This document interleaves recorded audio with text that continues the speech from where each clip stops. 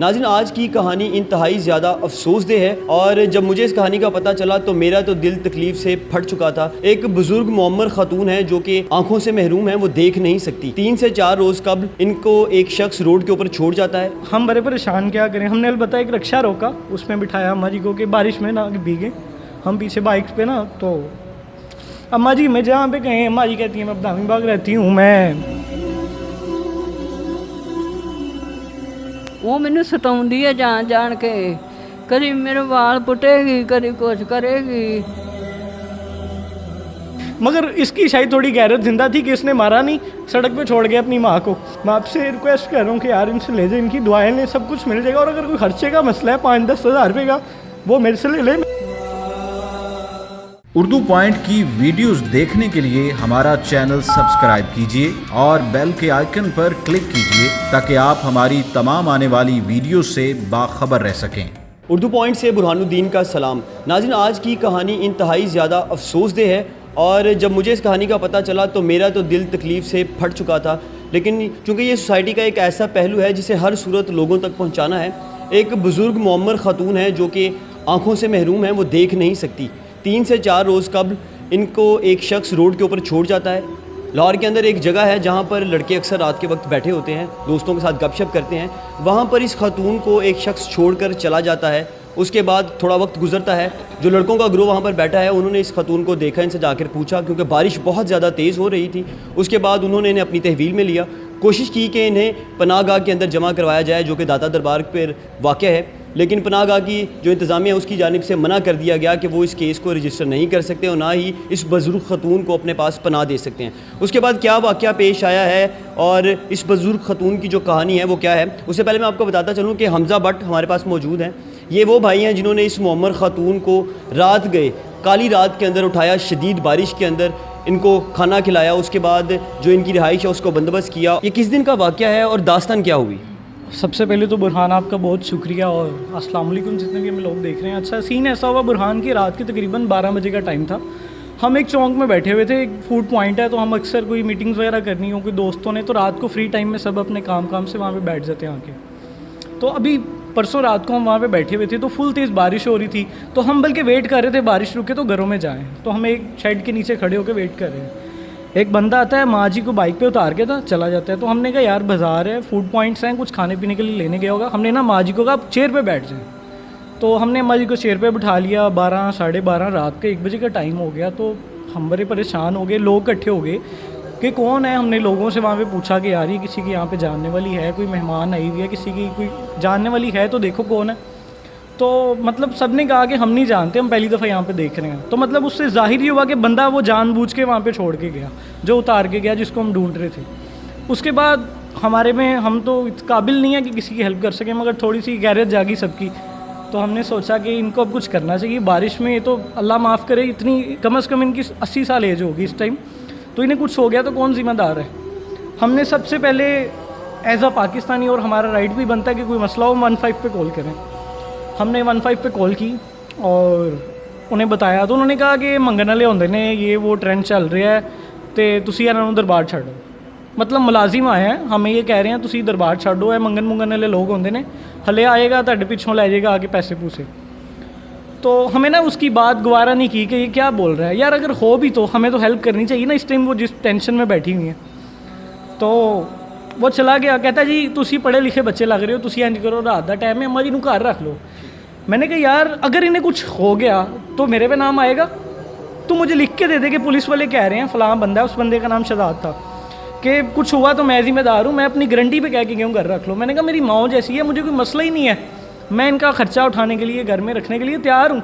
अगर ना होता तो सारे लोग वहाँ से भाग गए, जब इनका मसला हुआ ना तो मैं अकेला वहाँ खड़ा रहा, तो मैं वहाँ से भाग जाता मैं भी। तो वो पुलिस वाले तो चले गए खैर टरहा टरहू के। अम्मा जी से हमने बातें की, अम्मा जी को दिखाई नहीं देता ये नबीना है। तो हम बड़े परेशान, क्या करें। हमने अलबत्ता एक रिक्शा रोका, उसमें बिठाया अम्मा जी को कि बारिश में ना भीगे। हम पीछे बाइक पे ना, तो अम्मा जी मैं जहाँ पे कहें, अम्मा जी कहती हैं मैं बदामी बाग रहती हूँ,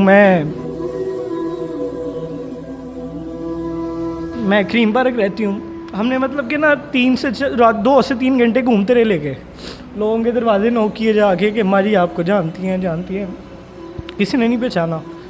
फिर 15 पे कॉल किए, फिर वो कहें जी सुबह लेके आना, घर रख लो, सुबह आना घर रख लो। फिर मजबूरन हमने एसपी सिटी को कॉल की मैंने, तो क्योंकि कुछ मेरे दोस्त भी साथ थे जिनका जर्नलिज्म से ताल्लुक़ है, मेरा खुद भी थोड़ा बहुत ताल्लुक़ है, तो मैंने एसपी सिटी साहब को कॉल की। उन्होंने बड़ा फ़ौरन एक्शन लिया और उन्होंने शफीकाबाद कॉल की। डीएसपी साहब जो वहाँ पे गयास शेख साहब हैं, उन्होंने भरपूर एक्शन लिया। और जो वहाँ पे सब इंस्पेक्टर हैं, क्या नाम है उनका, ताहिर भाई, वो आए और उन्होंने हमें साथ लेके गए। और शेल्टर होम वाले जो हमें पहले रखने के लिए वहाँ पे रख नहीं रहे थे माँ जी को, मेरी एक वीडियो भी बड़ी वायरल हुई जो मेरे दोस्त ने बनाई।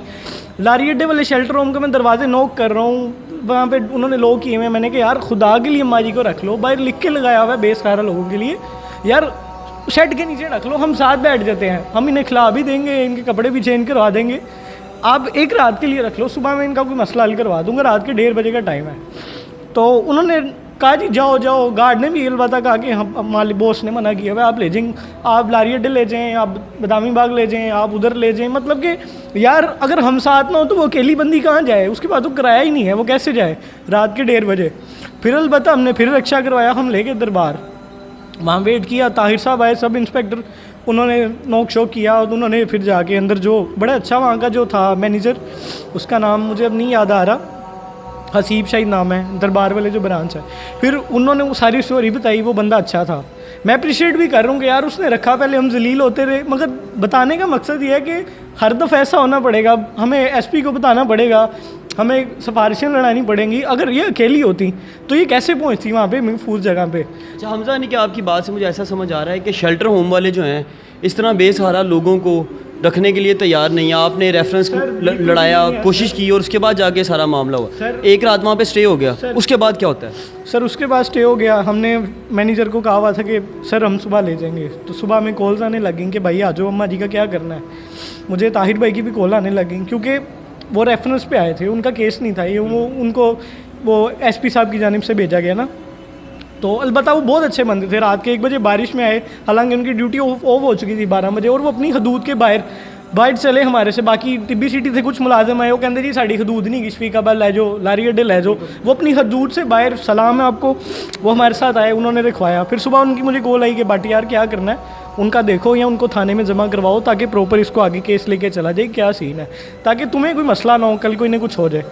तो फिर हम इनको मैंने फिर दोबारा एसपी साहब को कॉल की, और जो गयास शेख साहब एंड डीएसपी शफीका, उन्होंने मेरे से बहुत ज़्यादा ताउन किया। एक मैसेज पे मुझे वो कॉल करते थे, अप्रिशिएट किया उन्होंने मेरी सारी टीम को, और उन्होंने कहा कि बहुत अच्छा काम कर रहे हो, आप इनको थाने में जमा करवा दो। थाने में जमा करवाया इनको। जो दरबार के एसएचओ हैं यासिर भाई, उन्होंने इनको खाना भी खिलाया वहाँ पे बैठ के, इनकी खिदमत भी की, इनसे हंसी मजाक भी किया, इनसे जानने की कोशिश भी की, और आखिरकार उन्होंने ईदी वालों के पास आके जमा करवा दिया। उससे पहले हमने काफ़ी एनजीओ से भी रब्ता करने की कोशिश की, उन्होंने कहा जी कोरोना चल रहा है, हम नहीं रख सकते, तो कोरोना के बाद लाना। तो उनकी मेहरबानी है कि इनकी वजह से अम्मा जी एक महफूज जगह पे पहुंच चुकी हैं, और हम अभी भी कोशिश कर रहे हैं कि अम्मा जी की तस्वीर को छपवा के जिस जगह पे ये इलाकों के नाम बता रही हैं, क्योंकि ये गलत बता रही हैं, ये मेंटली भी थोड़ी डिस्टर्ब हैं, क्योंकि बार बार जिक्र करती हैं मेरी जी नूह है कुटदी सी।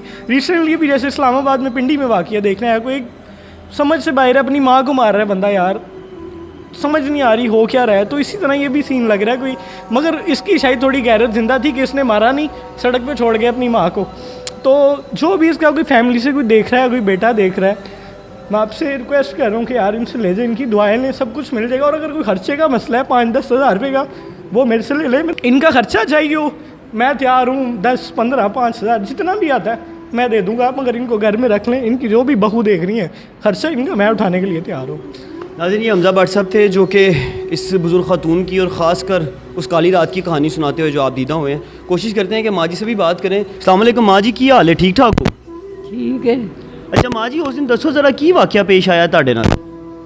ਤੁਹਾਡੇ ਨਾਲ ਉਸ ਦਿਨ ਰਾਤੀ ਵਾਕਿਆ ਕੀ ਪੇਸ਼ ਆਇਆ ਜਦੋਂ ਬਾਰਿਸ਼ ਹੋ ਰਹੀ ਸੀ ਤੇ ਤੁਸੀਂ ਘਰੋਂ ਬਾਹਰ ਹੈਗੇ ਸੋ? ਕੀ ਬਣੀ ਉਸ ਦਿਨ? ਉਹ ਮੇਰੀ ਨੂੰਹ ਸਤਾਉਂਦੀ ਰਹੀ ਜਾਣ ਕੇ, ਤੇ ਉਹ ਨਾ ਮੈਂ ਨਾ ਆਖਿਆ ਧੀਏ ਵਿਹੜਾ ਛੋਟਾ ਹੈ, ਤੂੰ ਆਪਣਾ ਵਿਹੜਾ ਚੰਗਾ ਬਣਾ, ਧੀਏ ਆਪਣਾ ਵਿਹੜਾ ਬਣਾ। ਨਹੀਂ ਮੇਰੀ ਗੱਲ ਮੰਨਦੀ, ਉਹ ਆਂਦੀ ਹੈ ਤੇਰਾ ਦੇਣਾ ਕੀ ਜੇ ਮੈਂ ਵੀ ਬਣਾ ਲਵਾਂ। ਤੇ ਉਹ ਮੇਰੇ ਨਾਲ ਇੰਨੀ ਕੁ ਲੜਾਈ ਕਰਦੀ ਆ ਜਿਹੜਾ ਕੋਈ ਹਿਸਾਬ ਨਹੀਂ, ਉਹ ਮੈਨੂੰ ਜਾਨ ਸਤਾਉਂਦੀ ਆ। ਤੇ ਮੁੰਡਾ ਜਿਹੜਾ ਨਾ ਉਹ ਫਿਰ ਬਾਹਰ ਤੁਰ ਜਾਂਦਾ ਵੇ ਤੇ ਇਹ ਮੈਨੂੰ ਜਾਣ ਸਤਾਉਂਦੀ ਹੈ ਤੇ ਫਿਰ ਹੁਣ ਮੈਂ ਕੀ ਕਰਾਂ। ਫਿਰ ਮੈਂ ਕੁੜੀ ਕੋ ਤੁਰ ਜਾਂਦੀ ਹਾਂ ਤੇ ਕੁੜੀ ਆਂਦੀ ਸੀ ਮਾਂ ਮੇਰੇ ਕੋ ਰਹਿ ਤੇ ਤੁਹਾਡਾ ਵਿਹੜਾ ਛੋਟਾ ਹੈ ਤੇ ਤੂੰ ਕੋਈ 8-10 ਦਿਨ ਮੇਰੇ ਕੋ ਰਹਿ ਤੇ ਜਿਹੜਾ ਵਿਹੜਾ ਉਹ ਨਾ ਤੂੰ ਨਾ ਕਿਸੇ ਨਾਲ ਗੱਲ ਕਰੀ ਤੇ ਉਹਨਾਂ ਨੂੰ ਉਹ ਆਪੇ ਉਹਨਾਂ ਨਾਲ ਕਰੇਗਾ। ਅੱਛਾ ਮਾਂ ਜੀ ਮੈਨੂੰ ਦੱਸੋ, ਤੁਹਾਡੀ ਜਿਹੜੀ ਨੂੰਹ ਹੈ ਉਹ ਤੁਹਾਨੂੰ ਕੁੱਟਦੀ ਮਾਰਦੀ ਵੀ ਸੀ? ਆਹੋ ਕੀ ਕਰਦੀ ਸੀ ਤੁਹਾਡੇ ਨਾਲ? ਉਹ ਮੈਨੂੰ ਸਤਾਉਂਦੀ ਹੈ ਜਾਣ ਕੇ। ਕਦੀ ਮੇਰੇ ਵਾਲ ਪੁੱਟੇਗੀ, ਕਦੀ ਕੁਛ ਕਰੇਗੀ, ਕਦੀ ਬੂਆ ਇਹ ਮਾਥਾ ਕਿ ਜਿੰਨਾ ਆ ਲੈਟੜੀ ਹੈ ਇਹਦੇ ਤੇ ਮੇਰੇ ਕੋਲ ਮੈਠਾ ਨਹੀਂ ਜਾਂਦਾ ਲੈਟੜੀ ਵਿੱਚ। ਉਹ ਮਾਸਾ ਕਿ ਜਿੰਨੀ ਲੈਟੜੀ ਬਣਾਈ ਤਾਂ ਉਹ ਸਾਰੀ ਦਿਹਾੜੀ ਬੂਆ ਖੁੱਲ੍ਹਾ ਰਹਿੰਦਾ ਵੇ। ਤੁਹਾਡੀ ਨੂੰਹ ਤੁਹਾਨੂੰ ਖਾਣ ਪੀਣ ਵਾਸਤੇ ਰੋਟੀ ਦਿੰਦੀ ਸੀ? ਦਿਨ ਵਿੱਚ ਕਿੰਨੀ ਦਫਾ ਖਾਂਦੇ ਸੋ? ਕੀ ਕਰਦੇ ਸੋ? ਘਰ ਕੀ ਸਿਸਟਮ ਸੀ? ਹੈਂ ਤੁਹਾਡੀ ਨੂੰਹ ਜਿਹੜੀ ਹੈ, ਉਹ ਜਿਹੜੀ ਤੁਹਾਨੂੰ ਮਾਰਦੀ ਕੁੱਟਦੀ ਸੀ, ਉਹ ਤੁਹਾਨੂੰ ਰੋਟੀ ਖਾਣ ਵਾਸਤੇ ਦਿੰਦੀ ਸੀ? ਦਿੰਦੀ ਆ ਕਦੀ ਕਿਤੇ ਦੇ ਨਹੀਂ ਹੈ। ਤੇ ਤੁਸੀਂ ਕਦੀ ਆਪਣੇ ਪੁੱਤਰ ਨੂੰ ਨਹੀਂ ਦੱਸਿਆ ਕਿ ਤੁਹਾਡੀ ਨੂੰਹ ਜਿਹੜੀ ਉਹ ਤੁਹਾਨੂੰ ਕੁੱਟਦੀ ਹੈ? ਪੁੱਤਰ ਕੀ ਕਹਿੰਦਾ ਤੁਹਾਡਾ? ਮੈਂ ਤੇ ਪੁੱਤਰ ਨੂੰ ਦੱਸਣੀ ਆ, ਉਹ ਬਥੇਰੀਆਂ ਗੱਲਾਂ ਕਰਦਾ, ਇਹਨੂੰ ਨਹੀਂ ਲੱਗਦੀ ਮਾਸਾ ਵੀ। ਉਹ ਆਂਦੀ ਇਹ ਨਹੀਂ ਸਾਨੂੰ ਚੰਗੀ ਲੱਗਦੀ। ਅੱਛਾ ਮਾਂ ਜੀ, ਤੁਹਾਡੇ ਬੱਚੇ ਕਿੰਨੇ ਨੇ? ਪੁੱਤਰ ਕਿੰਨੇ ਨੇ? ਧੀਆਂ ਕਿੰਨੀਆਂ ਤੁਹਾਡੀਆਂ? ਮੇਰੇ ਪੁੱਤਰ ਮੇਰਾ ਪੁੱਤਰ ਇੱਕ ਵੇ ਤੇ ਇੱਕ ਮੇਰਾ ਪੁੱਤਰ ਹੈ ਤੇ 2-3 ਉਹਦੇ ਮੁੰਡੇ ਨੇ ਠੀਕ ਹੈ।